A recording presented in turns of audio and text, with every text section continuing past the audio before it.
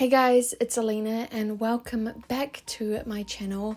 Welcome to all the new subscribers that I've recently gained. Thank you so much for subscribing. On this channel, I predominantly now focus on neurodiversity content and navigating a late diagnosis of autism at age 25. The journey to understanding oneself when they get a late diagnosis is pretty extreme, and so I want to help make that process easier for those of you who are also in my position. Today I wanted to talk about a topic that has been kind of trending within the autism neurodiversity world, and that is something called pathological demand avoidance, or as some people prefer it to be, pervasive drive for autonomy.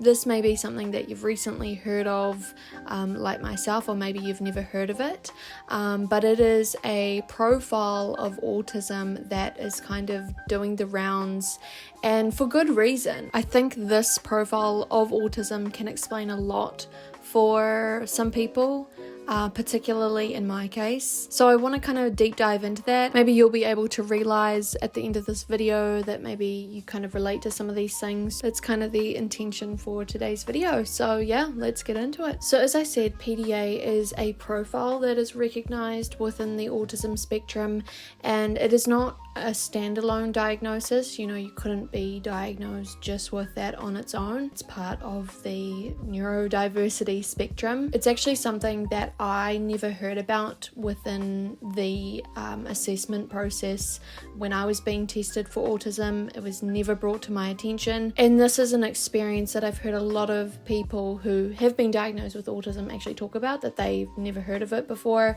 but they relate to it so heavily. So from what I've gathered, I've realized that this profile is very much linked to feelings of anxiety around uncertainty, feelings like perfectionism, and the fear of not meeting expectations. I think is very much what drives this PDA profile. This kind of may manifest in outward experiences or very internalized experiences, and again, just like autism, just like the neurodivergent mind, it is a spectrum. You may relate to some, you may not relate to others. Just keep that in mind. So you might be wondering what some of the traits are of PDA. So the main one ultimately is an avoidance to people's demands. These include instructions and social expectations, and from what I've gathered, there can actually be an avoidance to the things that you actually love. The person may avoid partaking in the activities that they actually love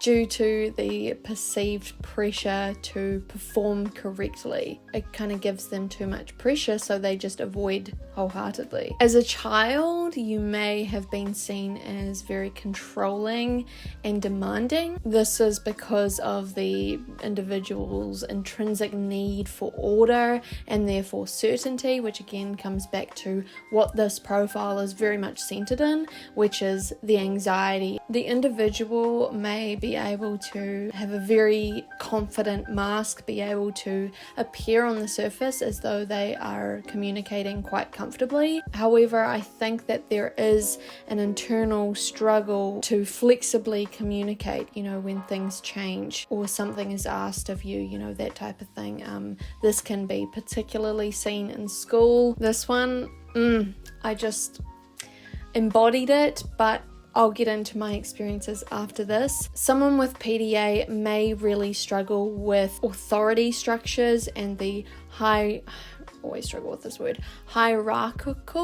hierarchical systems, as they believe that everybody is equal. They don't understand how someone else is able to instruct them what to do, even if they're an entry-level kind of employee. And just to further on from this, maybe when they were a child, they viewed themselves very much as an adult, or had a deeper awareness that adults were perceiving them as a child, and that kind of didn't make sense to them because they had a very clever mind. Very relatable there. So just like with autism, meltdowns can be pretty frequent. This can look like intense emotions, crying, anger, frustration, and cognitive overwhelm. But again, I think it's important to say that these things can also manifest very externally. You can definitely see that the person is overwhelmed, but also very internally. And I think that this can be seen for somebody who, is at work,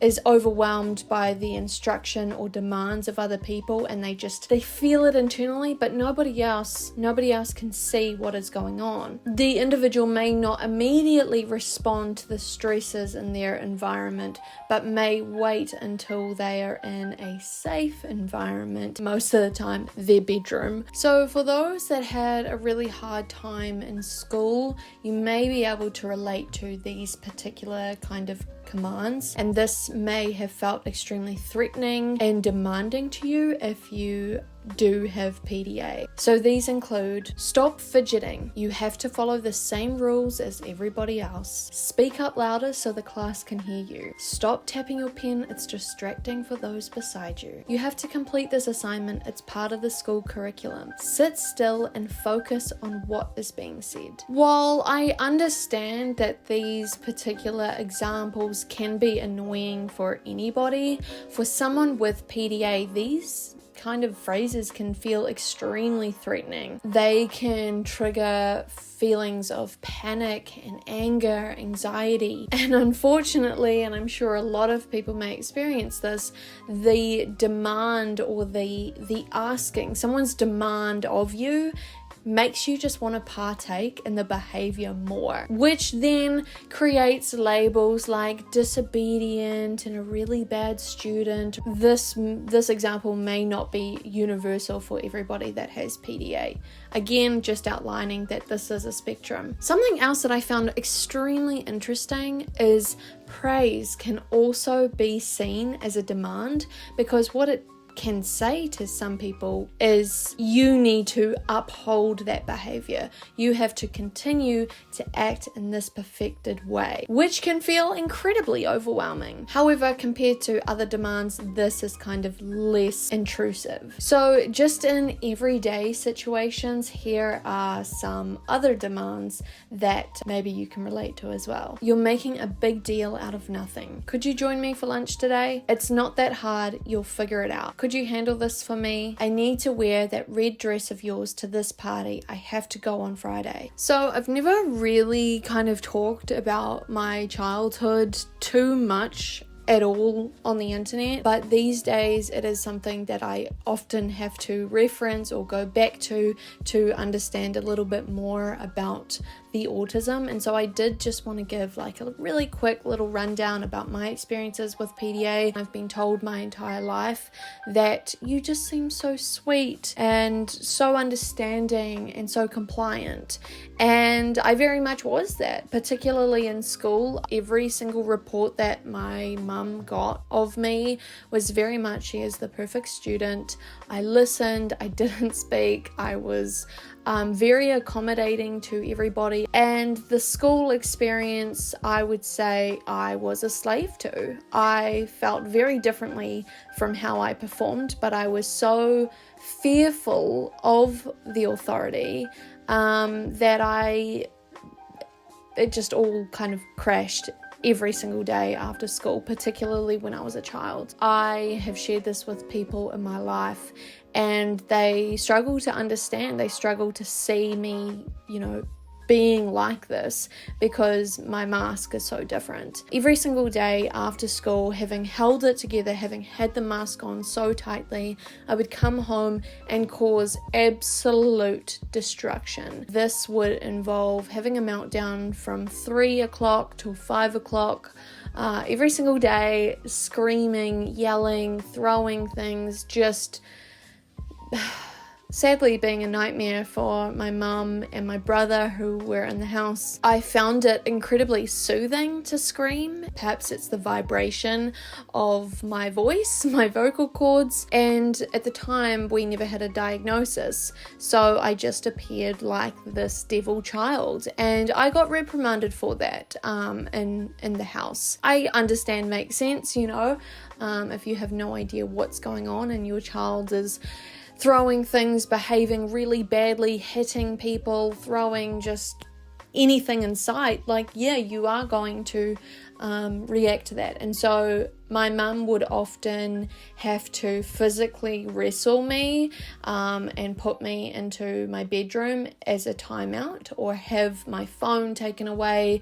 There were different strategies that both my parents had to implement when it didn't work. I would always find a way out. If I was sent to my room and I was physically having to be manhandled to get to my room, I would make the entire afternoon about my mum trying to actually get me there, and that by the end of it, after a few hours of trying to get me to stay there, she would be exhausted and would give up. The not listening to her made me feel better. Then I adapted and I would get out of my room, I would jump out my window, and I never ever listened to what was said. And this has translated into particular employment situations that I've been in. I've never understood this part of myself, is what I'm trying to say. If anyone in my life was asked to sum me up in one word, I would say it would be stubborn. And this is also translated into my relationships. If I would ask a boyfriend of mine to go get me a glass of water and he didn't, this represented so much more than just getting me the glass of water. If he didn't, then it just felt like, I don't know, I just didn't have control of a situation, or he didn't care about me, and I would probably appear like I was just some spoiled little child. Why don't you get me a glass of water? So finding out about PDA was quite a welcomed relief in my life. I want to give you guys a really good example of just how changing up the tone in which you ask a question can really impact someone with PDA. It really impacts, the way the question is interpreted and processed, and whether it's threatening or safe feeling. So the question that I wrote down here is, let's go out Friday night, I need to show you this place, versus, it's been a while since I've seen you, I'd love to see you, when is a good time for you? So you can see kind of the difference there. Both are conveying the same thing, but the second question allows for a little bit more choice. The individual receiving that question feels as though they have a little bit more of their own autonomy. Let's go out Friday night, I need to show you this place, doesn't sound like an offer. It sounds like a demand. And even if I wanted to go out on Friday night, even if my schedule was entirely free, if someone asked me like that, I would stubbornly go, no thanks, sorry, I'm busy. So when it comes to PDA, an individual will use different social strategies in order to avoid these demands and this feeling of anxiety and anger. This can look like defiance, distraction, or negotiation. I think for those of you who have experienced this and really struggled in the school environment, you may have used these techniques, particularly distraction or bargaining with the teacher as to why you can't do the particular task, using distraction techniques. So if you have been told to get on with your work, shut up and do your work, I certainly have witnessed people in my class who would get into verbal kind of back and forth arguments with a teacher. And I know now that this very much is a distraction technique, because the more they argue, the less they have to do their work and the more in control they feel. Another technique that I certainly relate to is the individual might feel that choosing one demand over another helps to alleviate the anxiety. So for example, when I was sent to my room as a child, I hated being told off. It was the worst thing in the world to me. It still is. I hate it with a passion. When my mum would physically remove me from the lounge or whatever it was I was doing and try and put me in my bedroom. It was the instruction of stay in your room that would make me climb out my window and sneak out. While I still respected what she asked, which was staying out of the lounge, I still felt like I had some control in the situation because I didn't stay where she told me to. I was staying outside and entertaining myself and thinking, yeah, see, I can entertain myself out here. I actually want to be out here. It's so silly and I can laugh about it now, but this is still very much who I am. You know, I still very much feel this. So there you guys go. That is PDA. Do you guys relate to any of these things? Have you even heard of this before? To me, this was extremely exciting to learn about because, again, it just gave me more understanding to who I am. I would love to hear your guys' feedback below. If you would like to follow me on my social media and hear more of my content, everything is linked down below. I love you guys so much and I'll talk to you very soon. Bye.